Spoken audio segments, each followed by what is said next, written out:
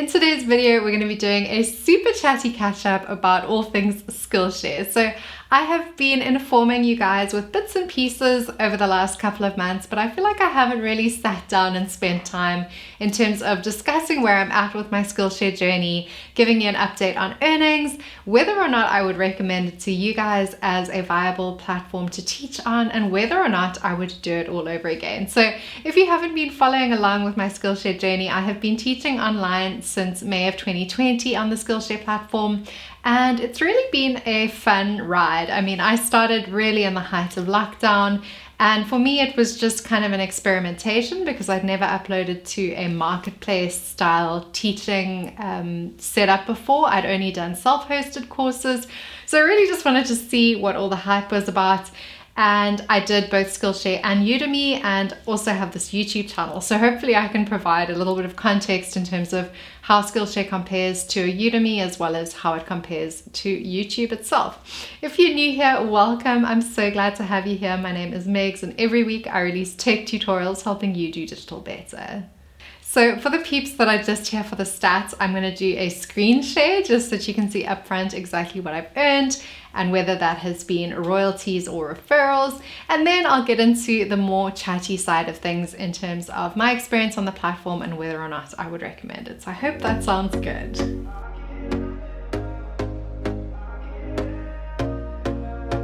Alright, so here you can see the total earnings on my lifetime on Skillshare has been $12,590. In addition to that, because the month of June has not yet been paid out yet, you'll also see that there's a pending amount that I've highlighted in green. In terms of the minutes watched graph, you can obviously just toggle this between days, weeks, and months.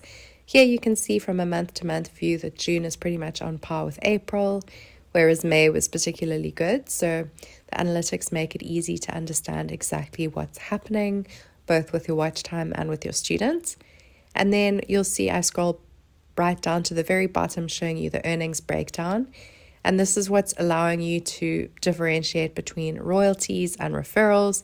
So the royalties will be as a result of premium minutes watched, whereas referrals will be how many people used your link to actually buy an annual subscription to Skillshare. It used to be $10 per successful enrollment, but it has now changed to be a little bit more complicated.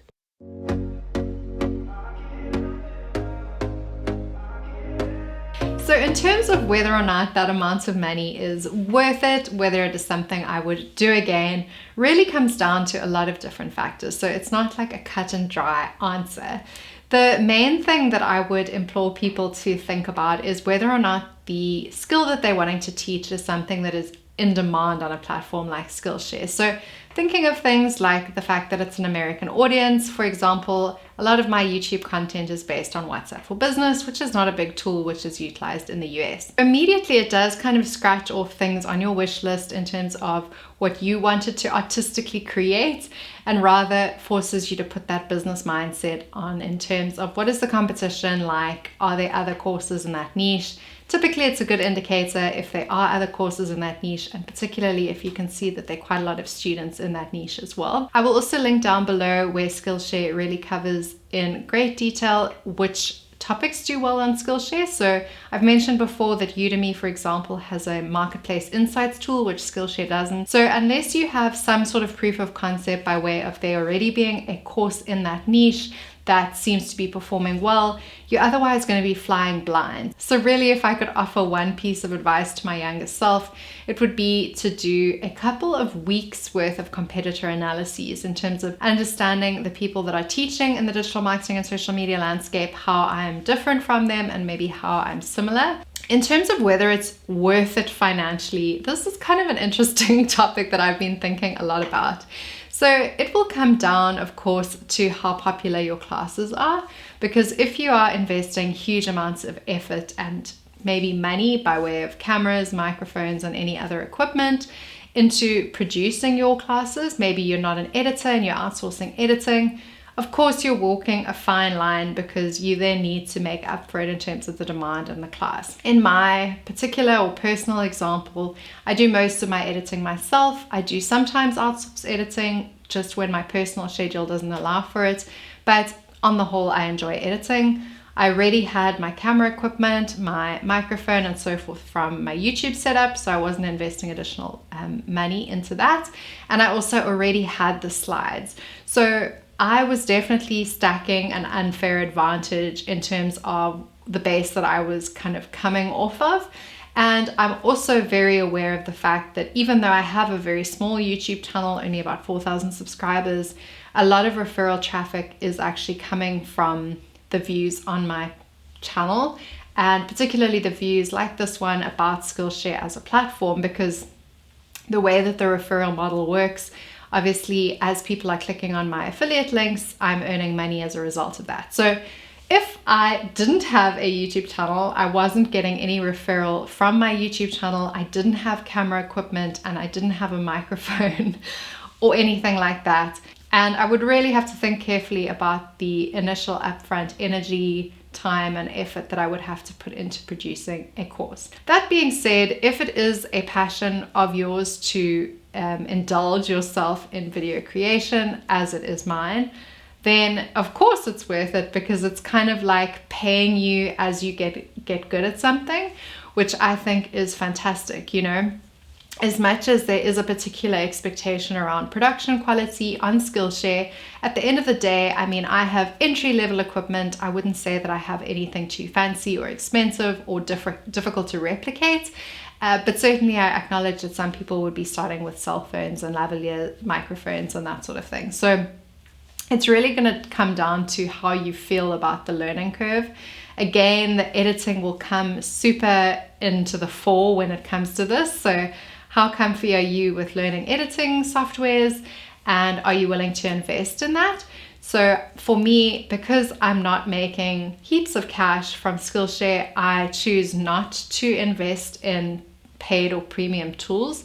So I do have a premium Canva account, which comes super in handy with Skillshare because I like to create logos per course that I launch. But in terms of the actual editing process, I'm literally just using DaVinci Resolve, which is a free software. So I would only encourage people wholeheartedly, if you can see that they do have that creative edge, they maybe are likely to explore video making, YouTube and so forth in any case.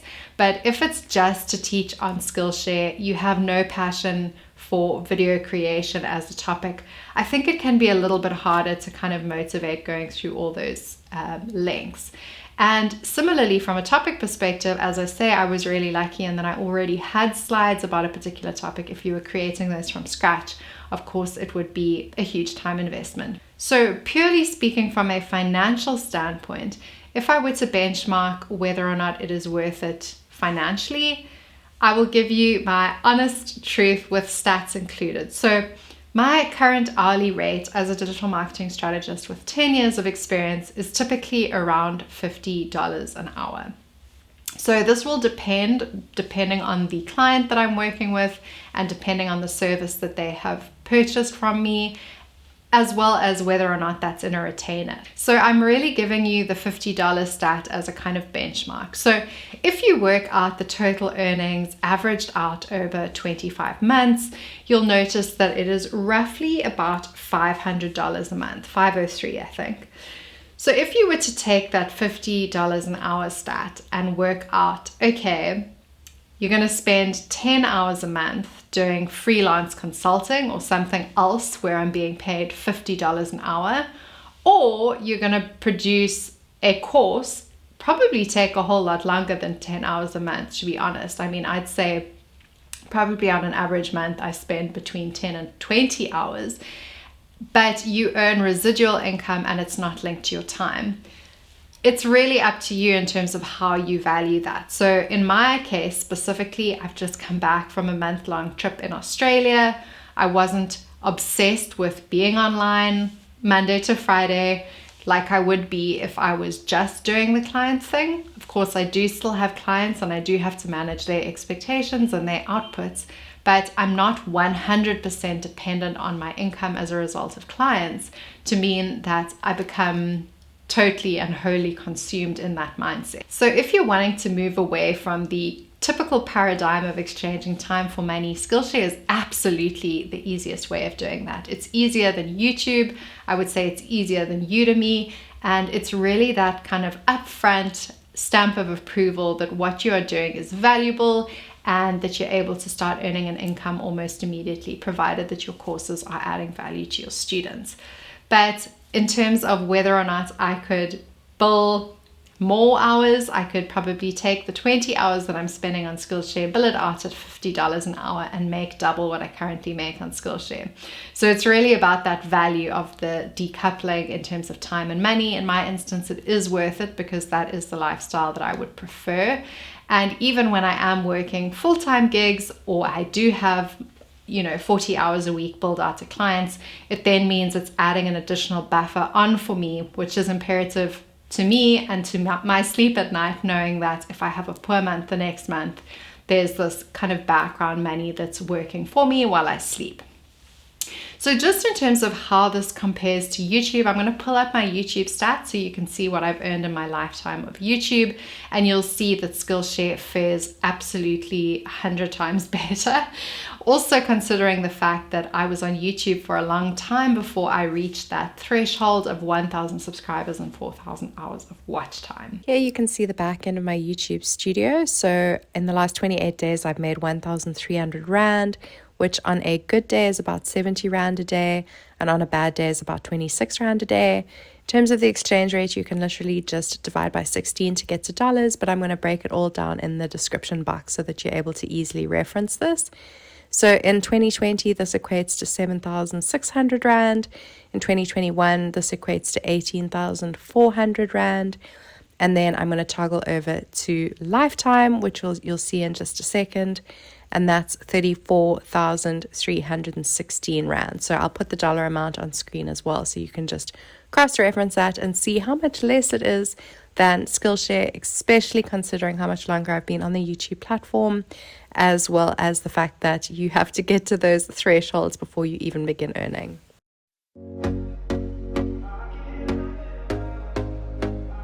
And finally, for my last question to myself, or my last piece of advice to my younger self, and hopefully to you since you found this video, is really around whether I would do it again. So I think to some degree, yes, I would replicate what I have done. And then there's other things where I kind of cringe at how much I actually would have done differently. So the things that I would absolutely do again is signing up to be a teacher on Skillshare and create my first course. I think that is a no-brainer. I think it's almost like a rite of passage in terms of it's going to be crummy, it's going to be hard, it's going to be really difficult to motivate yourself in order to sit in front of a camera and produce something that you think other people would watch, but it is so rewarding. So definitely from that perspective, I would say absolutely wouldn't hesitate. But in terms of some of the nuances, there is so much that I would do completely differently.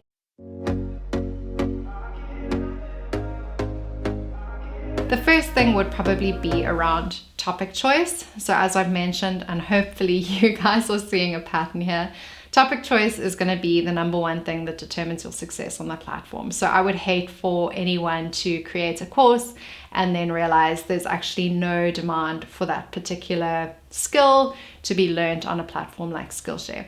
That's not to say that that skill is not valuable. I know of many examples, including some of my own, in which a course will do really well on Udemy, like the WhatsApp for Business example. My WhatsApp for Business Udemy class, and granted it is currently published as a free course on Udemy, gets a lot of students, gets good reviews, is a well put together course, but it's never going to perform on Skillshare because there isn't a demand for that topic, and the topic is well suited to a different audience. It's suited to people in India, where WhatsApp is a big market. People in South Africa often connect with me over those videos, but it's not something that's well suited to Skillshare. So just to reiterate the point, I would do a lot more market research in terms of which topics to produce. Secondly, I would keep it simple. So your first class, I would suggest going with the benchmark of between 20 and 40 minutes, as is prescribed by Skillshare in terms of the average stat, and really using it as an opportunity to learn and optimize, knowing full well that you can add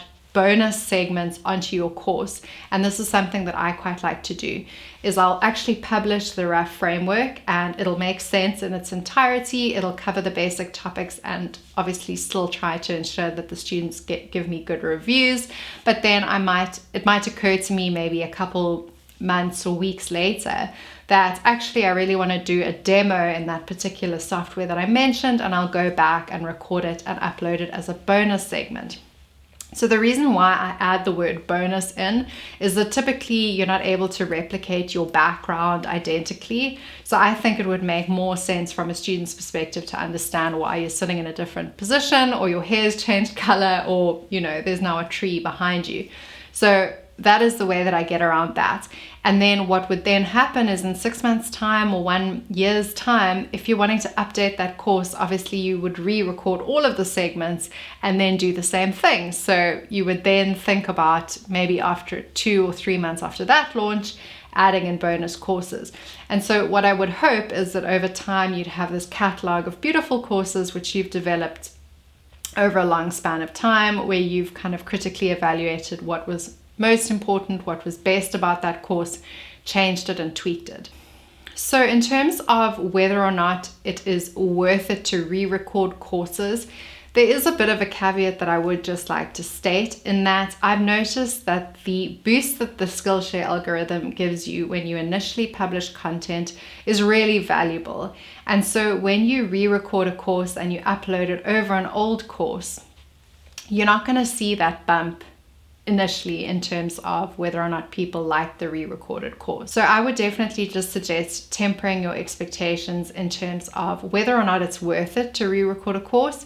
You're not probably likely going to get a big bump in students, but potentially your reviews could improve over time because your production quality presumably would have. But if it's a case of I'm going to release a new course or I'm going to redo an old course, I would always kind of give preference to launching a new course if it's that initial kind of uptick in terms of revenue that you're wanting to see.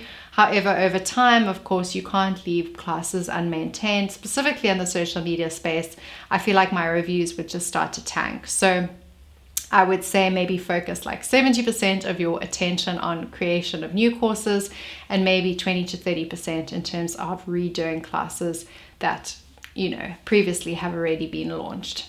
Other things that I would do differently, frankly, is actually just being shameless about the fact that YouTube is a great way to drive people to Skillshare.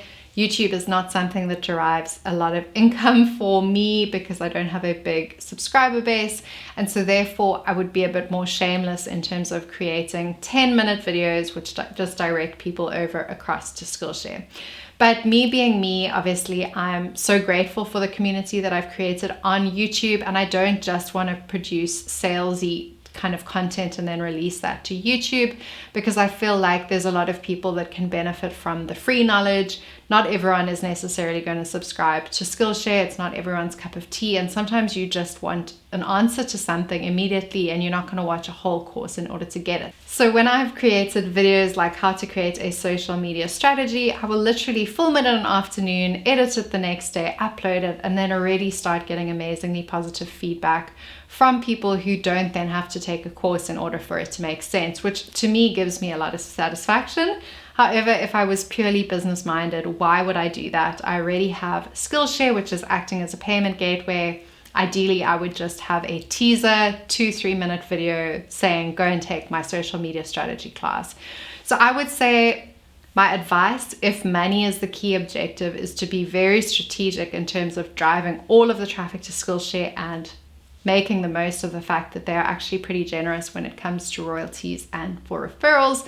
But it's still advice that I choose to ignore because, as I say, I value the community and I value your time. And I love that people are choosing to spend time with me on YouTube, regardless of whether or not they're going to go take my Skillshare class. I really hope that that was a fun, chatty video with you guys. I would love to keep on with the chattiness in the comments. So please do let me know if you have any questions or comments around Skillshare, if maybe the taxes are confusing you or how to actually get started. I would love to know where you're getting stuck in terms of creating your very first Skillshare class if you've decided that it's something that you want to take up. And yeah, use my link down below if you do want to use it. Of course, that's the best way to support me, is using my Skillshare referral link. Hopefully I made that obvious. But again, I value your time, whether or not you choose to join me over on the Skillshare platform, and I cannot wait to see you in our next video so we can keep on doing this for better. I can help you out. I can